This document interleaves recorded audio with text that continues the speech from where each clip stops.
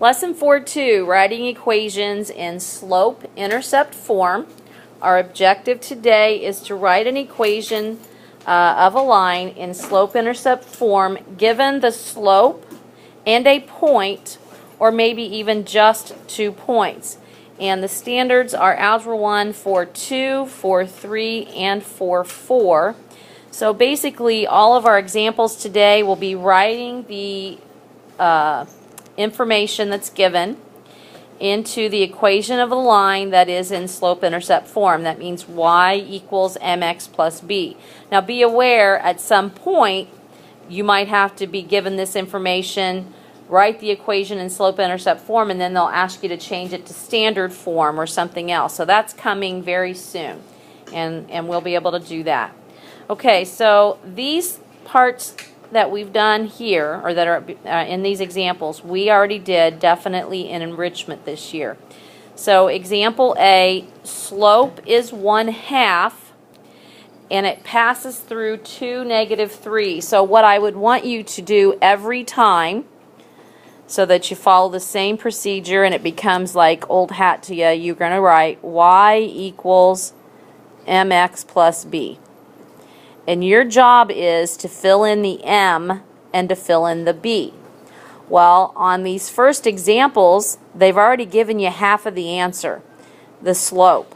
So you go ahead and fill that part in. Y equals 1/2 x plus b. And they don't tell you b anywhere, but they do tell you that it passes through 2, -3. Okay, so it doesn't mean that you can plug that -3 in for y-intercept. That's not true at all.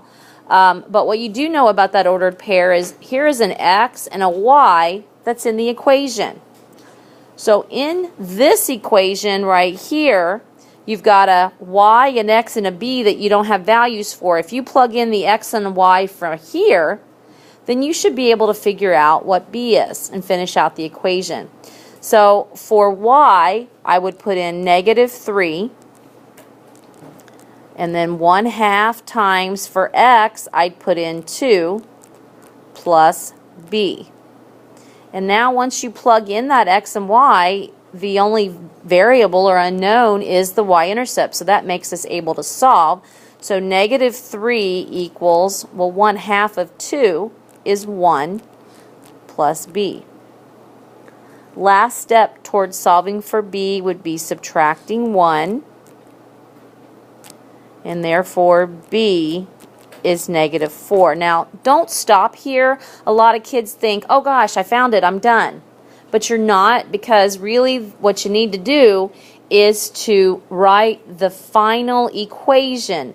That means you need to take this answer and go back up here and figure out what you got to write. So it would be y equals 1/2 x minus 4. Don't put plus -4. We never deal in double signs.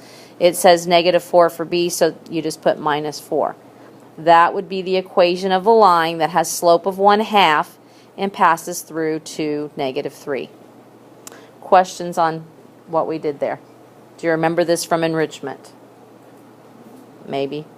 Okay, next. Slope is -1 and it passes through -1, 4. So what you're going to do, again, y equals mx plus b. I think you should start there. -1 is the slope. It goes in place of the m. So y equals -x plus b. I'm not going to write the 1. You can if you want to.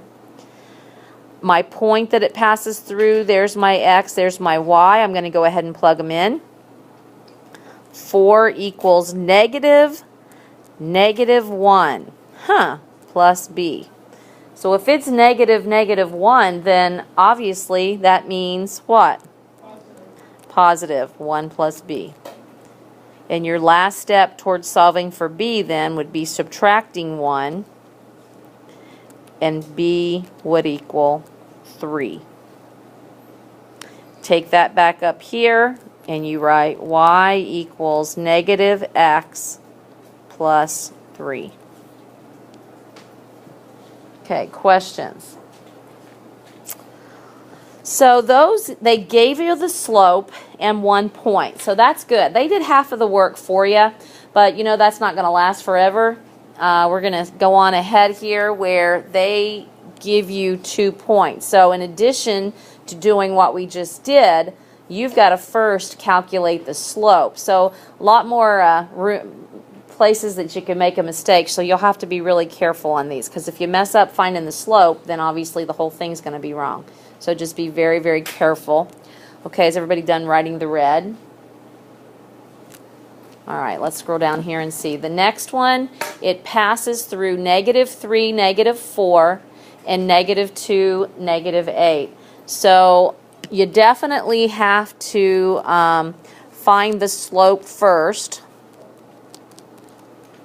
Find slope first, okay? Just to review that, you don't have to write this every time, but I'm going to. M equals y2 minus y1 over x2 minus x1. So if you want, you can label these x1, y1, x2, y2, and plug them in. So that would mean -8 minus -4 over -2 minus -3. And on both of them, they've got a double sign, and you know we don't deal with that, so this would become a big plus. 8 in the whole, gaining 4, would be -4. Same way down here, make it a big plus. 2 in the whole, gaining 3, makes it 1. So therefore, -4 over 1, I would definitely make my slope just -4. You don't need the fractional part for that. Okay, so my slope is -4. Now I'm going to use y equals mx plus b.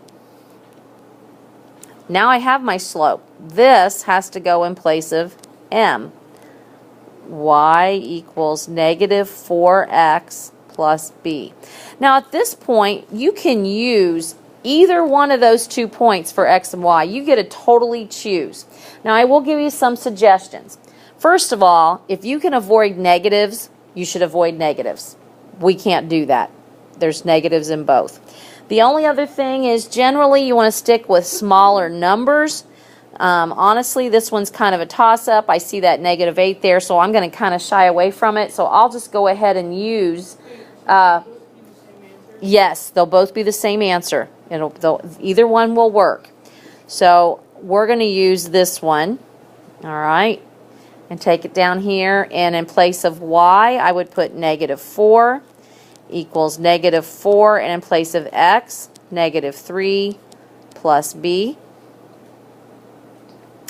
So -4 equals 12 plus b. Subtract 12, and b would be -16. So now I go back and I got to check out this equation and finish it out. Y equals -4x minus 16. There we go. All right, questions about that? A lot more work with that one. You got to find the slope. And again, if you mess up on slope, then there's no way it's going to work. So you just got to be really, really careful. And you can pick either one of the 2 points at the top. It will work out the same either way. All right, let's go on a little bit further. Another one of those, 6, -2, and 3, 4. So this time the slope, I'm not going to write the formula down. You should already have that. So y2 minus y1, 4 minus -2. And x2 minus x1, 3 minus 6. On the top, there's a double sign, so I'm just going to change it to plus, and it becomes 6. And then 3 minus 6 on the bottom is -3. Now, one of them's negative and one of them's positive, so I know my slope's a negative slope. And then 6 over 3 does reduce to 2. So my slope is -2. When I bring up my slope-intercept form, y equals mx plus b, I know that this -2 has to go in there for slope. Y equals -2x plus b. I get to choose 6, -2, or 3, 4. Well, my first suggestion with all positives, look, we can do that. So I'm definitely going to use 3, 4 down here. Okay, negatives don't bring in any more negatives than you have to. So 4 for y equals -2 times 3 plus b. 4 equals -6 plus b, and then add 6. B equals 10. So bringing it back to here, y equals -10x, or I'm sorry, -2x plus 10. Now there may be a time when you plug in that x value that you're going to end up with a fraction or something. If it's a fractional slope, then I would suggest killing the fraction in that equation before solving, but you know, that would be the smart thing to do there. The next one is just a little scenario that you have to write an equation and slope-intercept from. It says a cab costs $10 plus 15 cents per mile. Generally, when you have these, you look for the thing that is already set or already occurred. That would be your constant term or your B. And then you're going to have a rate or something that you would multiply by something. That's going to be your slope or your rate. So for cab costs $10 plus 15 cents a mile, and you know we're shooting for y equals mx plus b, which one of those do you think is the set y-intercept value? Megan? 15 cents is a set amount. They're going to pay 15 cents. Huh? The 10 is the set amount. So that's the y-intercept, 10. Okay, and then it says 15 cents a mile. So that's kind of the rate. So you would put 0.15 times x. That's a lot easier than doing all those calculations. But you look for the amount that is set or that has already happened or it is now. That's the y-intercept. That's your starting point. Or something that doesn't change. So it costs $10 no matter what. That's the y-intercept. The thing that you multiply per something, so 15 cents a mile, that's your rate. And that's what you'd multiply by the x. All right, we have one more example, I think. Let's go down and see that. Example F goes through the point 0, 1, and 5, 3. So that means I must have to do the slope. y2 minus y1, so 3 minus 1 on top, and x2 minus x1, 5 minus 0 on the bottom, so 2/5. Oh, I see. I wanted to do one with the fraction for you. Okay.